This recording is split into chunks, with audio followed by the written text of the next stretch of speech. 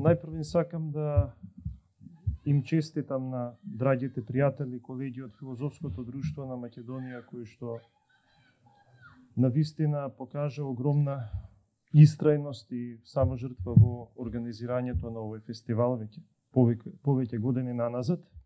И ми е драго што ја имам честа да бидам дел од него. Како што Љупчо знае, не бев сосема сигурен колку ќе бидам подготвен да одговорам на предизвикот. Верувам дека добар дел од присутните се доста поподготвени од мене да зборуваат за Тарковски и за неговите филмови. Јас ќе се обидам да го направам. Во секој случај прифатив поканата, речи се, како своевидно послушание, како своевидна жртва. Се надевам дека нема да биде голема жртва од ваша страна следниве 10 на 15 минути да ги изслушате овие нешта кои што имам намислено да ги споделам со вас. Ќе преминам на кажувањето, на воведното кажување за овој филм.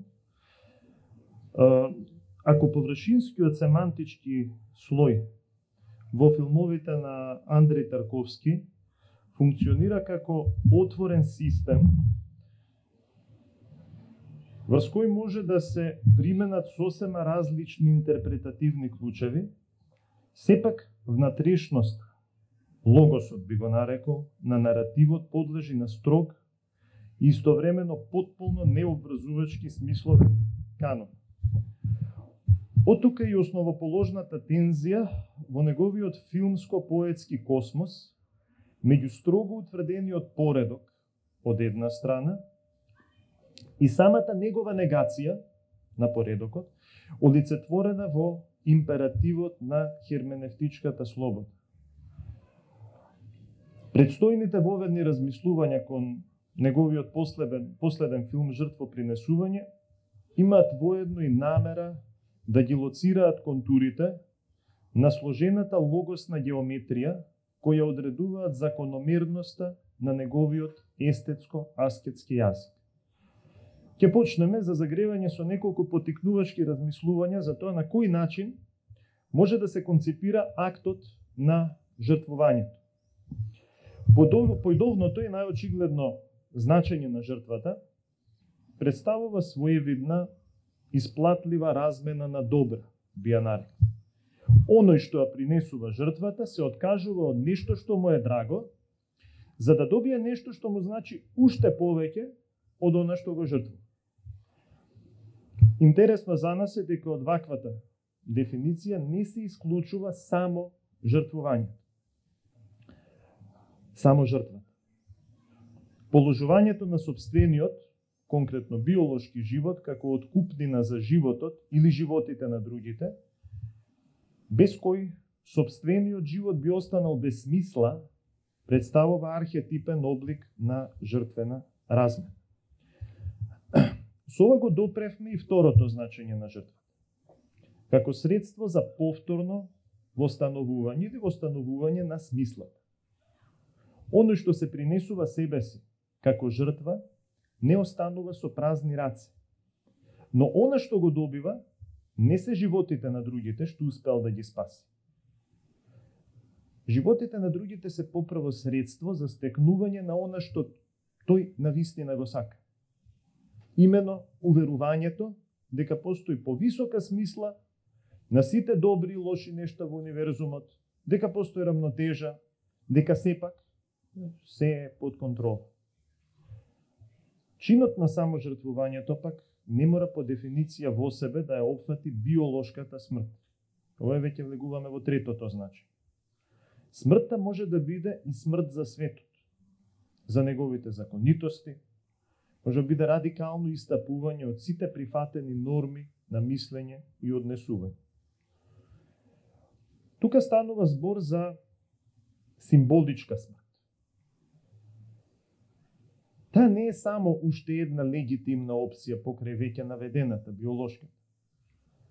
Таа попрво се обидува да ги компензира недостатоците и ограничувањата на првата, на тој начин што неповратно ќе го напушти символичкиот поредок на јазикот и заедницата и ќе ги спали сите мостови зад себе си, не оставајќи ниту еден пат по кој би можела да се врати.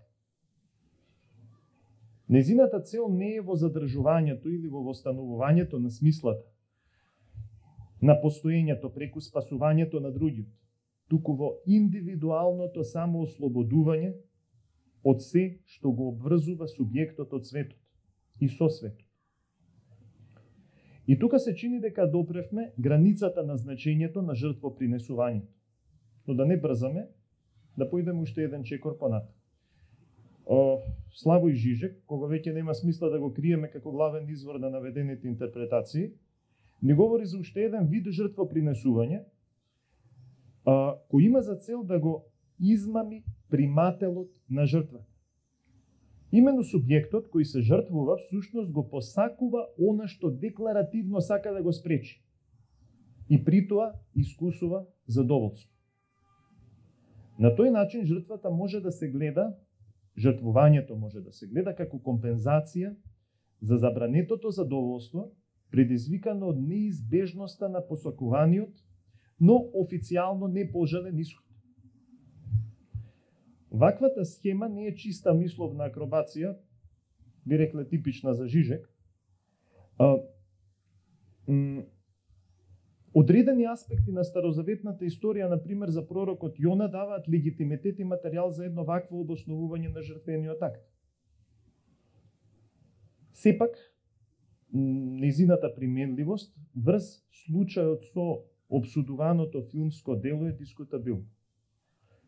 Оно што може да се покаже како важно во нашиот случај е мотивот за изворното посакување на несреќата, која понатаму служи како мотив за извршување на жртвениот чин. Но на овој детал ќе се навратиме малку покасно. Сите наведени видови жртвопринесување се условени од нешто што сакаме да го стекнеме или да го задржиме. Тоа е животот на другите во првиот пример, смислата на постоењето. Во вториот пример, само ослободувањето во третиот и искупувањето поради забранетото задоволство во последниот, четвртиот пример. Прашањето што би го поставил тука е дали воопшто постои нешто како неусловена жртва. Имено дали е можно да се жртвуваме за нешто без што можеме и од што на ниту еден начин не зависиме сами. Навидум аскетичното излегување од символичниот поредок од третиот пример не е доволно за да постигне таа цел, зашто и тоа е условено од посакуваното самоослободување преку само жртва. Повторно има надворешен мотив кој што ја мотивира, ја придвижува жртва и ја условува како така. Па така се чини дека само Бог може на таков начин да се жртвува, бидејќи неговата љубов е совршено неусловена и слободна. Но човечката љубов кон другите не е така. Таа е неразделна и условена од себељубието. Тоа ни го потврдува Аристотел, тоа ни го потврдува и Новиот Завет, ако сакате, втората најголема заповед во која се вели возљуби го ближниот како самиот себе си. Референтната точка е сепак љубовта кон самите себе си. Прашање е дали човек може да се дистанцира од ваквиот поредок на нештата и да му се уподоби на Бога во неусловеноста на љубовта. Се чини дека Тарковски се соочува со оваа дилема и дека го наоѓа излезот во лудилото, преку кое субјектот не раскрстува само со светот и со неговиот поредок, туку и со поредокот на собственото самосознание и самодоживување. Доброволното безумство не ги жртвува само говорот и врската со светот, туку и сигурноста во смислата на своите дејствија. Тоа застанува над доброволната биолошка смрт. Тоа ја трансцендира како смислата што човек им ја придава на нештата и дејствијата, така и идејата за слободата и ослободувањето. Станува збор за целосно испразнување од секаква иманентна и поимлива содржина. Субјектот искусува потполна немоќ, без остаток. И токму во таа бездна на само испразнетоста, или кеноза да се изразиме со тој новозаветен библиски термин, тој станува сличен на Бога. Сведок и зеркател на таа преобразба може да биде единствено Бог. Тоа сознание, како и сигурноста во можноста на едно такво сознание, а исто така и сигурноста во можноста на постоењето на самиот оној кој може да го поседува тоа познание, стои отаде досегот на човековото природно расудување. Дали оној што го жртвува сопствениот разум е светител или лудак, останува отворено прашање на кое ние самите не можеме да дадеме финален одговор. Конечно, доколку се загледаме во внатрешниот логос на филмовите на Тарковски, можеби ќе забележиме, а можеби и не, дека тој ни ја навестува насоката во која би можеле да ги најдеме одговорите на отворените прашања. Но тој навестувачки логос на ниту еден начин не се наметнува и не си дозволува да ја доведе интерпретативната слобода во тесто.